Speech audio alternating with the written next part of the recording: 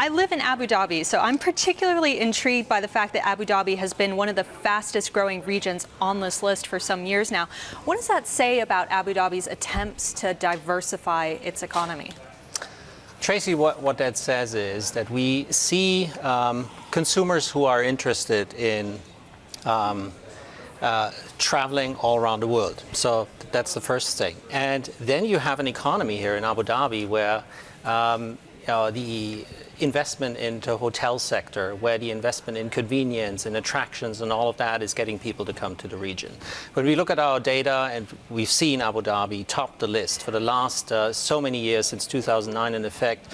When we look at our data, we see increasing spending and not only increasing travel. So you could argue that the region is a set of global hubs in terms of airline industry and etc. But people come to stay. They come to stay because of these investments that the Abu Dhabi government, and in fact for Dubai, the Dubai government is making as well. So these are obviously rankings. You're comparing one destination to another. Give Correct. us more color on what you've seen on a year-to-year basis here in the Emirates and in other Gulf nations. So let's start with the UAE. So in the UAE, we've been having a focus on Dubai. We've been having a focus on Abu Dhabi, and both cities have been consistently top of the ranks. Abu Dhabi has continued in its investments, continues to attract travelers and tourists. So year on year, it's just getting better. For Dubai is being the most visited city in the region for many years. And here again, it's the very, very same trend. So a consistent strategy, a consistent approach lures leisure travelers, it lures business travelers, and we see it come through in our spend data.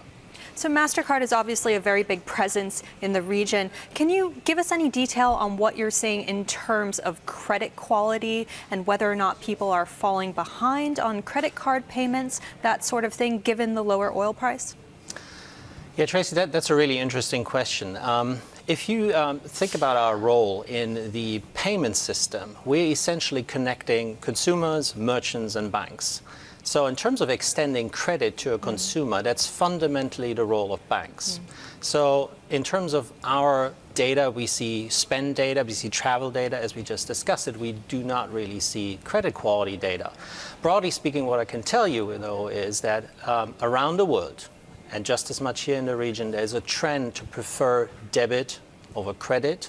So there's an increasing growth in debit payment, i.e. you pay now from your own bank account. We see increasing trends of spending using prepaid tools, i.e. prepaid cards where you basically say, I'm already pre-funding, I have more budget control. So consumers are looking for these alternatives as they pay. Michael, outside of the region there and more on a global platform, how are you seeing U.S.? This is obviously the biggest market in the world when it comes to credit cards here. What is the health of the consumer there?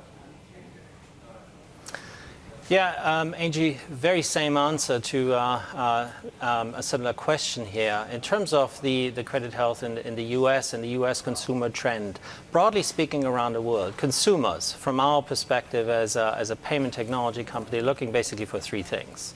They're looking for access to their money. They can pay through any channel, anytime, everywhere. They're looking for convenience. Basically make a payment pretty simple and straightforward.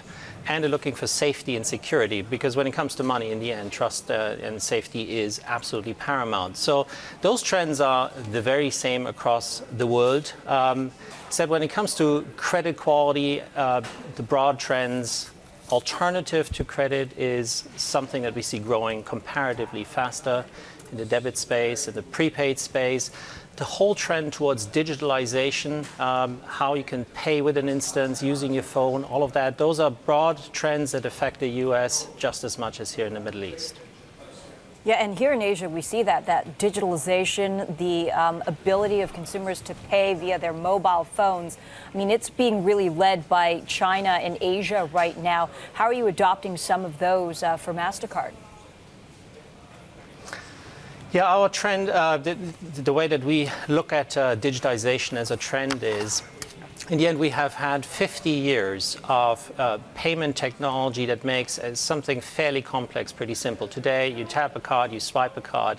It has to be with consumers looking for digital access to their money and everything around a payment at any given point in time, we have to make sure that we digitize that whole payment experience. And that is what the focus is. So when we are seeing what is happening in China, we have social media platforms used as payment tools, basically, where you can pay someone on their social media handle, for example. That is exactly the kind of technology that we're investing in, that we're engaging in with payment partners all around the world to really take what has been so simple for 50 years and make that digitally accessible for consumers in Asia as well as anywhere else in the world.